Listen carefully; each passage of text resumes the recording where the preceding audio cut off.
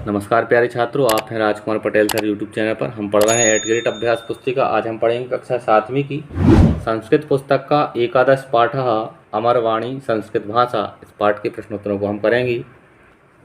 सबसे पहले बहुविकल्पीय प्रश्न है। प्रश्न पहला है, पुराणानि संति, पुराण हैं 18 यानी 18 पुराण हैं। बी ऑप्शन इसका सही है। दूसरा प्रश्न है, आदि कवि अस्ति, आदि कवि हैं तो आदि कवि वाल्मीकि को कहा जाता है। ए विकल्प इसका सही होगा। प्रश्न क्रमांक तीसरा है, भारतीय भाषा नाम जननी का, भारतीय भाषाओं की जननी कौन है? इसका बी विकल्प सही होगा, संस्कृत भाषा भारतीय भाषाओं की जननी है संस्कृत भाषा। प्रश्न क्रमांक चौथा है, प्राचीन वेदः का, प्राचीन वेद कौन सा है? तो सबसे पुराना और प्राचीन और बड़ा वेद जो है वो ऋग्वेद है। सी विकल्प इसका सही है, ऋग्वेद। प्रश्न क्रमांक पाँचवा है, संगणकाय संस्कृत भाषायाः उपयोगितः उद्घोषितः अस्मिन् वाक्ये संस्कृतस्य महत्त्वं दर्शयति। संगणकाय यानी कंप्यूटर ने संस्कृत भाषा की उपयोगिता को उद्घोषित किया, यानी तो इस वाक्य में संस्कृत का महत्व दिखता है, जिसमें वैज्ञानिक महत्व दिखता है। सा विकल्प हम इसका सही करेंगे। आगे रिक्त स्थानों की पूर्ति करनी है। प्रश्न छठवां है, जगत गुरु अस्य विग्रह समस्त पदम खालिस्तान अस्ति। जगत गुरु का हमें विग्रह दिया है, उसका विग्रह करके जब हम समस्त पद बनाएंगे तो बनेगा जगत गुरु। यहाँ हम भरेंगे जगत गुरु। सातवां प्रश्न है, एकतायाः आधारः खालिस्तान भाषा। इसमें भरेंगे हम संस्कृत। प्रश्न आठवां है, खालिस्तान संस्कारा भवन्ति, खालिस्तान संस्कार होते हैं तो 16 संस्कार होते हैं। 16 को संस्कृत में कहेंगे षोडशः। नौवां प्रश्न है, संस्कृत भाषाया प्रसाराय खालिस्तान करणीयः। संस्कृत भाषा के प्रसार के लिए क्या करना चाहिए? तो यहाँ प्रयत्न करना चाहिए। खालिस्तान में भरेंगे प्रयत्न। 10वां प्रश्न है, रामायण ग्रंथस्य लेखकः खालिस्तान अस्ति। रामायण ग्रंथ के लेखक खालिस्तान है। इसका उत्तर होगा वाल्मीकि। आगे है, निर्देश एक पदेन उत्तरम लिखत, एक पद में उत्तर लिखना है। कति पुरुषार्थः, कितने पुरुषार्थ हैं? 4 पुरुषार्थ हैं। चत्वारः यहाँ भरेंगे। आगे है, चतुर्वेदेषु प्रथमः वेदः का, 4 वेदों में प्रथम यानी पहला वेद कौन सा है? इसमें भरेंगे हम ऋग्वेदः। आगे है 13वां प्रश्न, संगणकाय कस्याः भाषाया उपयोगिता समीचीनम अस्ति। संगणकाय यानी कंप्यूटर ने किस भाषा की उपयोगिता को सिद्ध किया है?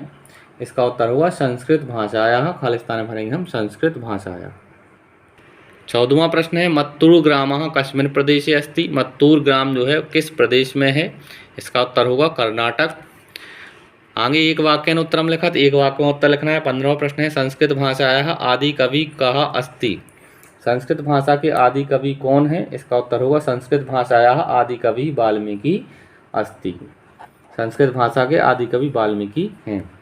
16वां प्रश्न, कस्याः भाषायाः प्रसाराय प्रयत्नः करणीयः। इसका उत्तर होगा संस्कृत भाषायाः प्रसाराय प्रयत्नः करणीयः।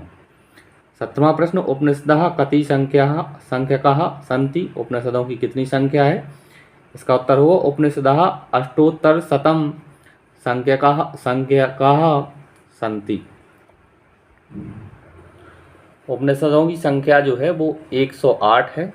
यहाँ लिखेंगे अष्टोत्तरशतम। आगे है 18वां प्रश्न, संस्कृत सप्ताहस्य आयोजनम कदा भवति। संस्कृत सप्ताह का आयोजन कब होता है?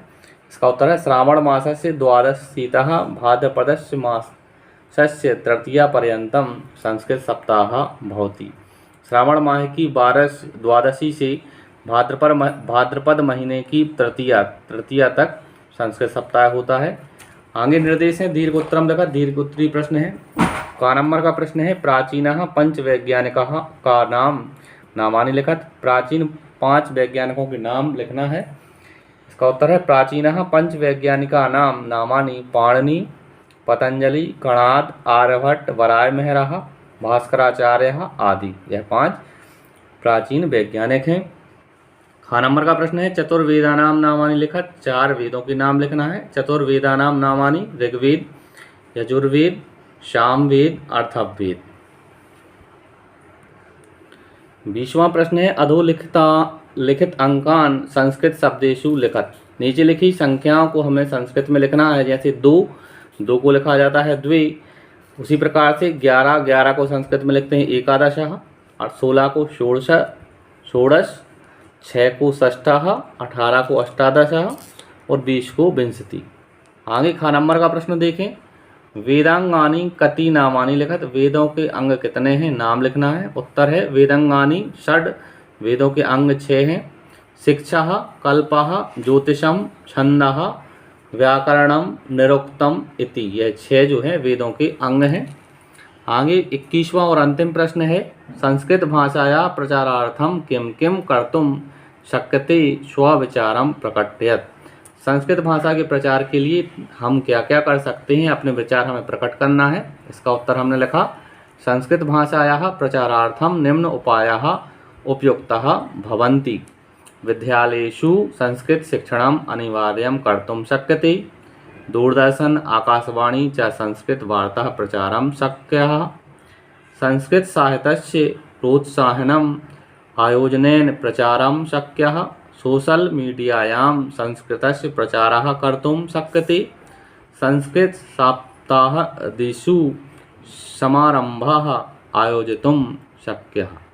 इस तरह से प्यारे छात्रों, इस वीडियो के माध्यम से हमने एकादश पाठ के प्रश्नोत्तरों को पूरा किया। आगे के पाठ के वीडियो के लिए आप हमारे चैनल को सब्सक्राइब करें और वीडियो को लाइक करें।